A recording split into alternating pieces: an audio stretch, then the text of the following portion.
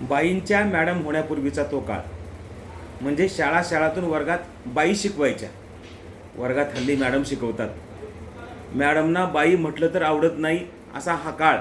मात्र त्या काळात वर्गात शिकवणाऱ्या बाईंना बाईच म्हणण्याचा काळ. लातूरच्या राजस्थान विद्यालयात एक बाई वर्गात मराठी शिकवत होत्या. बाईंचं शिकवणं ओतप्रोत भरलेलं आणि या बाई मन लावून शिकवायच्या. विद्यार्थ्यांच्या काळजावरती शिकवणं घर करून जायचं. अशाच एके दिवशी त्या बाई वर्गात कविता शिकवत होत्या. चंदनाच्या विठोबाची माय गावा गेली. बाईंनी ही कविता अगदी मन लावून नेहमीप्रमाणे शिकवली. बाईंच्या शिकवण्यानंतर विद्यार्थ्यांचे डोळेही डबडबले होते. बाईंच्याही भावना दाटून आल्या होत्या. मात्र आता थक्क होण्याची वेळ विद्यार्थ्यांची होती. बाईंनी सांगितलं, ही कविता ज्यांनी आपल्या मुलीसाठी लिहिली आहे ना, ती मुलगी म्हणजे मीच, सुधा नरवडकर. आणि कविता लिहिणारे कवी म्हणजे बी रघुनाथ. विद्यार्थ्यांच्या अंगावर सरसरून काटा आला. साक्षात या कवितेची नायिका आपल्यासमोर आपल्याला ही कविता शिकवत आहे. हा आनंद शब्दांच्या पलीकडचा होता. आणि म्हणून आजही 40 वर्षानंतर त्या वर्गातल्या धनंजय देशपांडे नावाच्या एका विद्यार्थ्याला ही भावना शेअर करावी वाटली.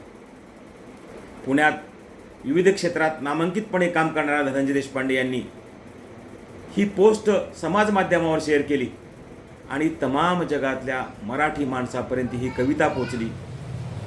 बी रघुनाथांचं नाव साऱ्यांना माहीत होतं. मात्र या निमित्तानं बी रघुनाथ पुन्हा एकदा चर्चेला आली.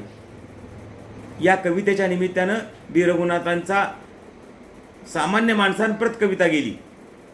बी रघुनाथांचं अक्षरांचं लेणं काय असतं याची ताकद मराठी विश्वाला निर्माण झाली.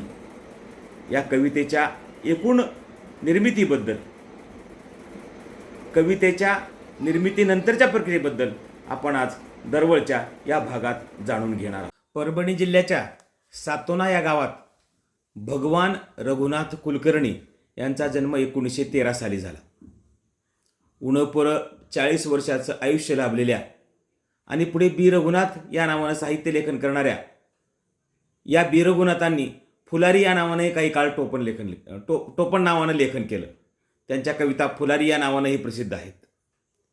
7 सप्टेंबर म्हणजे आजच्याच दिवशी 1953 त्यांचं वयाच्या 40व्या वर्षी ऐन पोळ्याच्या दिवशी निधन झालं. मराठवाडी प्रतिभेचा मानदंड असणारा हा कवी वयाच्या 17व्या वर्षी पहिली कविता या कवीने लिहिली होती. सामाजिक वेदना, व्यक्तिगत अनुभूती, मानवी मनाचे सूक्ष्म पैलू टिपण्याचं सामर्थ्य बी रघुनाथांच्या लेखणीमध्ये होतं. 7 कादंबऱ्या, 150 कविता, कैक ललित निबंध अशी साहित्य संपदा असणाऱ्या बी रघुनाथांनी विपुल असं लेखन केलं. आलाप आणि विलाप, पुन्हा नभाच्या लालकडा, साकी, फकीराची कांबळी, छागल, काळी राधा, आकाश, अलकेचा प्रवासी, हिरवे गुलाब, बाबू दडके, उत्पात, म्हणे लढाई संपली, जगाला कळलं पाहिजे, आडगावचे चौधरी ही त्यांची ग्रंथसंपदा. निजामी राजवटीत निजामाच्या आधिपत्याखाली असणाऱ्या कार्यालयात नोकरी करणाऱ्या बी रघुनाथांच्या लेखणीमध्ये निजामी राजवटीतील सामाजिक, सांस्कृतिक आणि राजकीय जीवनाचं वास्तव चित्रण आढळून येतं. या बी रघुनाथांच्या नावानं परभणीमध्ये स्मारक आहे. संभाजीनगरमध्ये दरवर्षी बी रघुनाथांच्या नावानं कार्यक्रम होतो. या बी रघुनाथांच्या या गाजलेल्या कवितेविषयी आपण बोलत होतो. तर या सुधा नरवाडकर त्यांच्या कन्या, ज्या पूर्वी लातूरच्या राजस्थान विद्यालयात शिक्षिका होत्या, आज त्या नांदेडला राहतात. 8-10 वर्षाच्या वयातच त्यांच्या बाबांचं निधन झालं. खरं तर त्यावेळी सुधा नरवाडकर यांचा विवाह वगैरे झाला नव्हता. मात्र कवीची कल्पना ही जगावेगळी असते आणि त्या कल्पनेचं प्रतिबिंब या कवितेत आपल्याला पाहायला मिळतं. भातुकलीच्या खेळामध्ये या छोट्या छोट्या मुली खेळायच्या आणि त्यामध्ये एक लाकडी मूर्ती होती. ती लाकडी मूर्ती विठोबासारखी होती. या मुली त्या विठोबाची पूजा करायच्या. या विठोबाला मागणी घालायच्या. त्यांच्या खेळामधलं हा विठोबा दैवत होता. त्यांचं खेळणं होता. आणि हा विठोबा एकदा कोनाड्यात पाहून बी रघुनाथांना कविता सुचली की माझी लेक गेल्यावर या विठोबाचं काय होईल. आणि त्यांनी ती कविता लिहिली. म्हणजे विठोबाची मूर्ती, या विठोबाच्या मूर्तीची माय म्हणजे त्यांची ती छोटीशी लेक, आणि ही लेक गेल्यानंतर काय होईल याचं चित्रण या कविमनाच्या कवीनं केलेलं आहे. त्या कवितेत बी रघुनाथ म्हणतात, चंदनाच्या विठोबाची माय गावा गेली, चंदनाच्या विठोबाची माय गावा गेली, पंढरी या ओसरीची आज ओस झाली, पंढरी या ओसरीची आज ओस झाली. या चंदनाच्या विठोबाची माय म्हणजे ती त्यांची चिमुकली लेक, ती कुठेतरी गेलेली असेल बाहेर, समोर नसेल, मात्र ती कदाचित नांदायला गेली अशी प्रतिमा कवीनं केली. आणि त्यांनी तिला तिची आई म्हटलं. आणि या विठोबाची आई गावाला गेली. आणि मग विठोबाची काय अवस्था आहे ते पुढच्या कडव्यात सांगतात. कोनाड्यात उमडून पडे घर कुल, कोनाड्यात उमडून पडे घर कुल, आज सत्य कळो येई दाटी मुठीतील, आज सत्य कळो येई दाटी मुठीतील, काही दिसे भरलेले, काही दिसे भरलेले रित्या बोळक्यात. बघा या कवितेमधला भाव, शब्द अगदी कमी आहेत मात्र त्यातला भाव अत्यंत मोठा आहे. काही दिसे भरलेले रित्या बोळक्यात, गवसले आजवर जेन रांजणात, जेन रांजणात. जेव्हा बी रघुनाथांची जन्मशताब्दी होती तेव्हा त्या जन्मशताब्दीच्या निमित्तानं कविवर्य इंद्रजित भालेराव आणि श्रीकांत तुंबरीकर आणि त्यांच्या सहकाऱ्यांनी बी रघुनाथांवरचे खंड केले. ते मौलिक खंड बी रघुनाथांचा विस्तृत परिचय करून देणारे आहेत. मात्र त्यानिमित्तानं या दोघांनी सुधा नरवाडकरांची भेट घेतली. विलक्षण प्रतिभेच्या बापाची ही लेक त्याच ताकदीनं मराठी कविता शिकवते. ती कविता केवळ शिकवित नाही तर ती कविता जगते. आणि ही कविता करता करता, वाचता वाचता तीही कविता करायला लागते. आज सुधाताई ज्येष्ठ नागरिक, 70च्या पुढे त्यांचं वय आहे, मात्र त्यांची भावना आपले वडील गेल्यानंतर, म्हणजे त्यांना वडील फारसे आठवत नाहीत. 10 वर्षाच्या काळात त्यांच्या वयाच्या 10व्या वर्षी त्यांच्या वडिलांचं आकस्मिक निधन झालं. आणि म्हणून या कवितेला सुधाताईंनी दिलेलं उत्तर किंवा त्यांचा भाव या कवितेमध्ये आहे. इंद्रजित भालेराव यांच्या फेसबुक वॉलवर ही कविता आपल्याला पाहायला मिळते. चंदनाच्या विठोबाची माय गावा आली, चंदनाच्या विठोबाची माय गावी आली, पंढरी या ओसरीची आज धन्य झाली.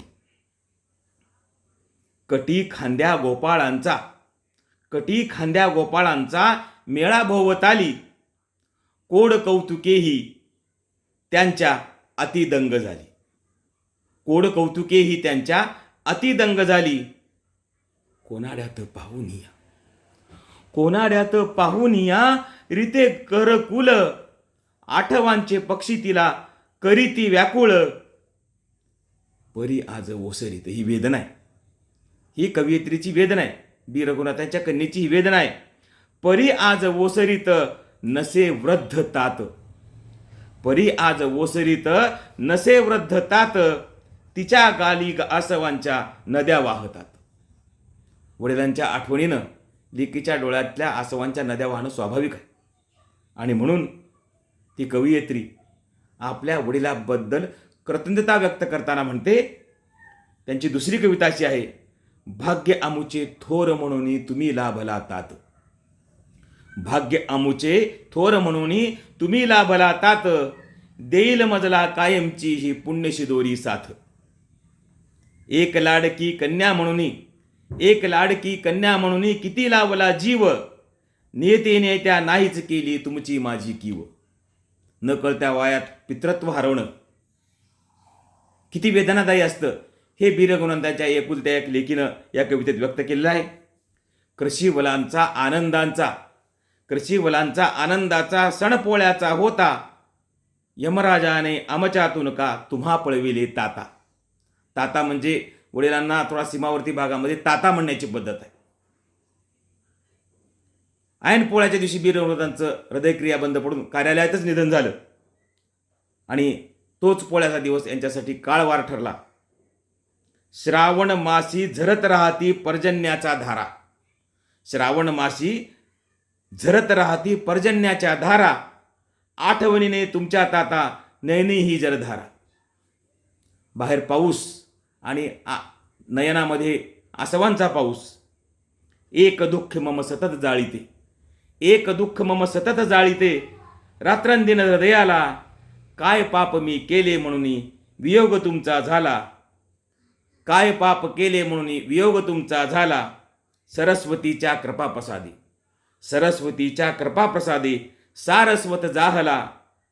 आशीर्वचने तुमच्या ताता जीवनौघ नाहला. जीवनौघ नाहला. या प्रतिभावंत कवीची ही लेख आजही आपल्या पित्याच्या आठवणीनं व्याकुळ होते. आज जवळपास खूप मोठा कालावधी बी रघुनाथांचं निधन होऊन गेलेलं आहे. मात्र बी रघुनाथ मराठी कवितेमध्ये, मराठी साहित्यामध्ये एक अजरामर नाव आहे. चंदनाच्या विठोबाची ही त्यांची कविता आजही मनामनात घर करून राहते. आणि ती या कवितेची नायिका जेव्हा वर्गात ही कविता शिकवते तेव्हा ते विद्यार्थीही धन्य असतात, ती शिक्षिकाही धन्य असते आणि ती लेखही धन्य असते. बी रघुनाथांना आजच्या दिनी विनम्र अभिवादन. धन्यवाद.